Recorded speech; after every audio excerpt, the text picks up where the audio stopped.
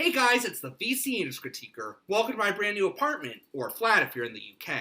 Yeah, things are going pretty good with me. Got a great new apartment, a great new job, and I have a triple comparison planned of the 3 film adaptations of Richard Matheson's I Am Legend, aka the first true zombie apocalypse work. But first I wanted to do a mini review of, honestly, one of the most interesting movies I've ever seen, where Nicolas Cage himself plays Freddy Krueger. Well, again, kind of.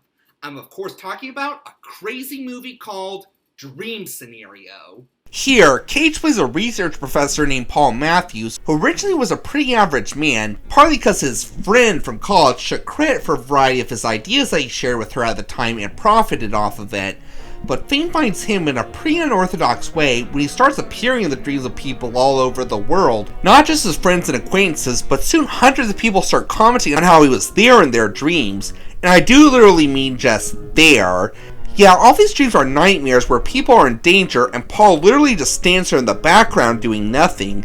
Nonetheless, Paul quickly becomes a celebrity and gains considerable more respect from his students, friends, and co-workers, even meeting a marketing team who wants to make a biopic about his life, get him an interview with Obama, and also appear in some Sprite ads in the hope of subliminally manipulating people's dreams to motivate them to buy the product. But they are willing to help him get his new book published in return for him helping them with their product placement. Plus, his wife starts getting more recognition with her job from the whole situation, even if she never has any dreams about him.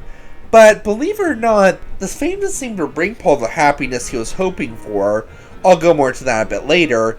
So the human subconscious eventually says, "He doesn't want to be famous, and I'll make him infamous." And pretty soon, Paul is more active in people's nightmares, as the one who starts attacking them in said dreams in a Freddy Krueger-like fashion. So people start to see him as said horror movie villain. His students are too terrified to show up to class, and exposure therapy doesn't work on them, so he gets put on a paid sabbatical so the dean can't figure out what to do about the situation.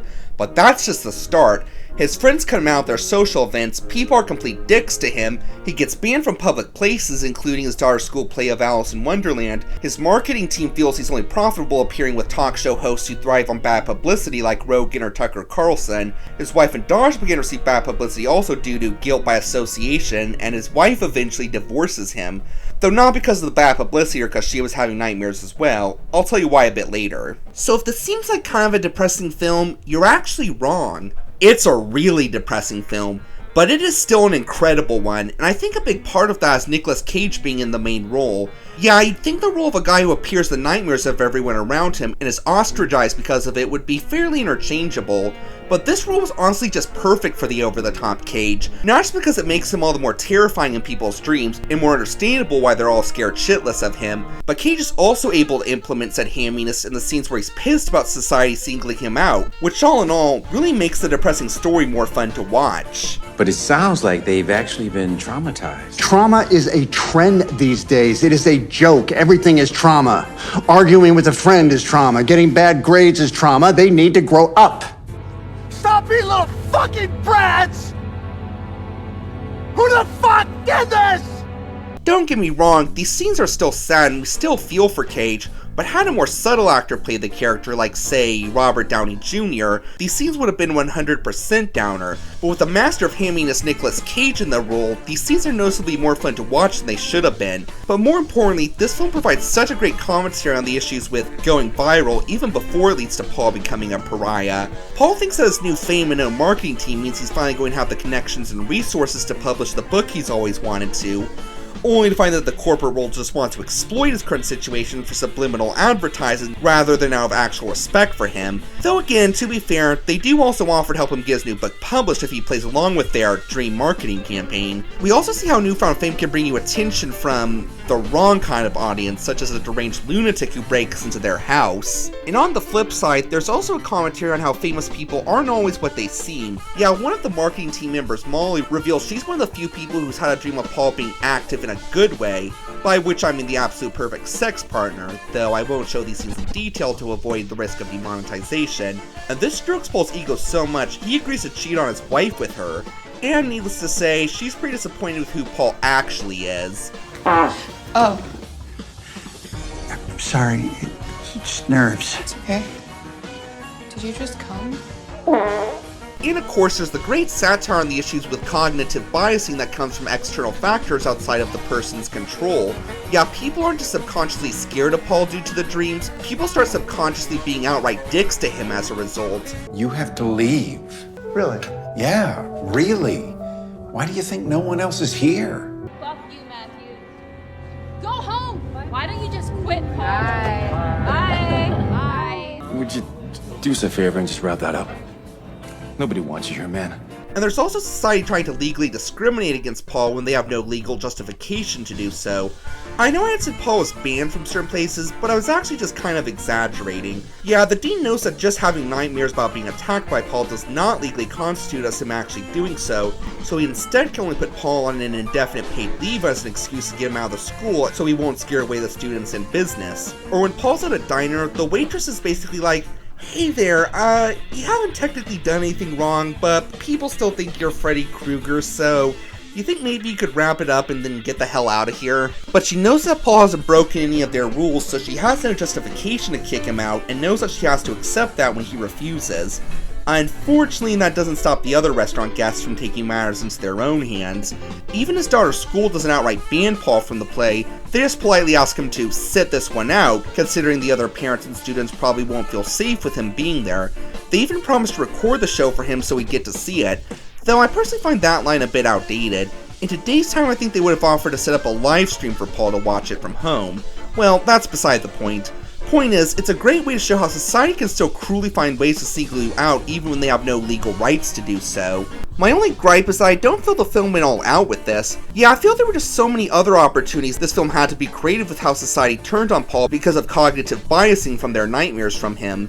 Like maybe the dean could have smokescreened the situation and fired Paul for not coming up with as many lesson plans as some other professor they had. Or maybe someone could have cried wolf and said Paul did attack them so that he would be arrested. Hell, what if Congress actually created a law that did give businesses the right to discriminate against someone who's been appearing in the nightmares of everyone? Yeah, it sounds kind of silly, but please remember that almost the entire world is having nightmares about Paul, and if Congress was one of them, it's not entirely implausible that they would take these drastic steps. But I think my favorite commentary this movie offers is regarding apology videos and the many nuances they have.